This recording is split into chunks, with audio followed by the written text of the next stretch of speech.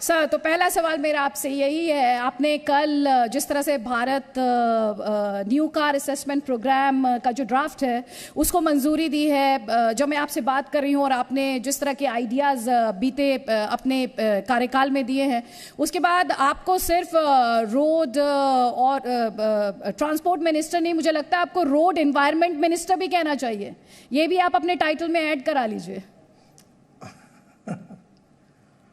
देखिए, पहली बात तो ऐसी है कि हमारे देश में जो पर्यावरण की रक्षा करना हमारी सबकी जिम्मेदारी है।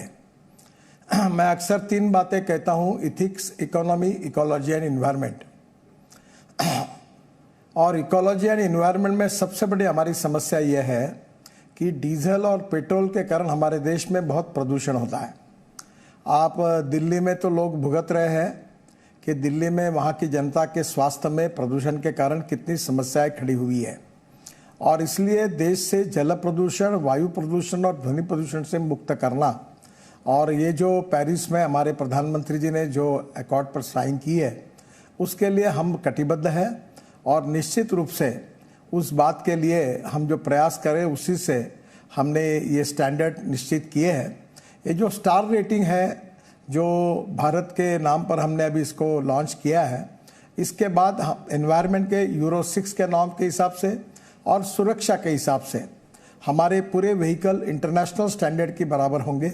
अभी हमारे यहाँ कुछ देश में जो गाड़ियाँ बनती थी तो वर्ल्ड स्टैंडर्ड में स्टार रेटिंग के हिसाब से अलग थी और हमारे देश की अलग थी, पर इसके बाद वर्ल्ड स्टैंडर्ड की गाड़ियाँ बनेगी, और निश्चित रूप से इकोलॉजी एंड एनवायरनमेंट के दृष्टि से और सुरक्षा के दृष्टि से भी ये स्टार रेटिंग हमारे ग्राहकों के लिए बहुत उपयोगी होगा।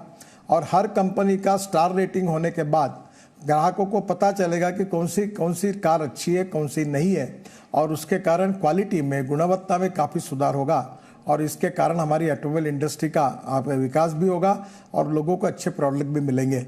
और एक बात मैं आपको बताना चाहता हूँ कि हमारी इंडस्ट्री 6.5 लाख करोड़ की है।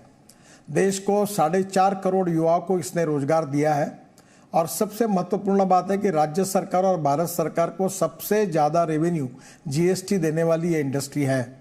और इसके कारण आने वाले समय में भारत के आत्मनिर्भर भारत में ये इंडस्ट्री की बहुत महत्वपूर्ण भूमिका है।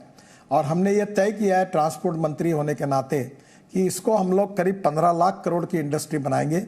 इसमें कम से कम 2.5 करोड़ और नए जॉब क्रिएट होंगे। हमारा एक्सपोर्ट बढ़ेगा, और एक्सपोर्ट बढ़ने से हमारे जो निश्चित रूप से एंसिलरी इंडस्ट्री बढ़ेगी और उसमें रोजगार निर्माण होगा। मुझे बताते हुए खुशी हो रही है कि आज हमारे देश में CNG, ethanol, methanol, biodiesel, bio CNG, green hydrogen, ये सब आ रहा है, इलेक्ट्रिक, और इसकी लगातार डिमांड बढ़ रही है। इससे इंपोर्ट भी कम होगा, प्रदूषण भी कम होगा, और नए रोजगार निर्माण होंगे, और आत्मनिर्भर भारत निर्माण होगा। और अब हिंदुस्तान ये वर्ल्ड में नंबर 1 की ऑटोमोबाइल मैन्युफैक्चरिंग इंडस्ट्री बनेगी, और हमारे देश से एक्सपोर्ट बढ़ेगा। आपको पता होगा कि आज भी हमारे देश में जो 2 व्हीलर है, हीरो, बजाज, टीवीएस, इनका 50% 2 व्हीलर एक्सपोर्ट होते हैं। आने वाले समय में हमारा एक्सपोर्ट काफ़ी बढ़ जाएगा, और देश में आत्मनिर्भर भारत बनाने का जो प्रधानमंत्री का सपना है, वो ऑटोमोबाइल इंडस्ट्री पूरा करने में काफ़ी महत्वपूर्ण भूमिका अदा करेगी। Presenting B News app available on Google Play and App Store. Download it now.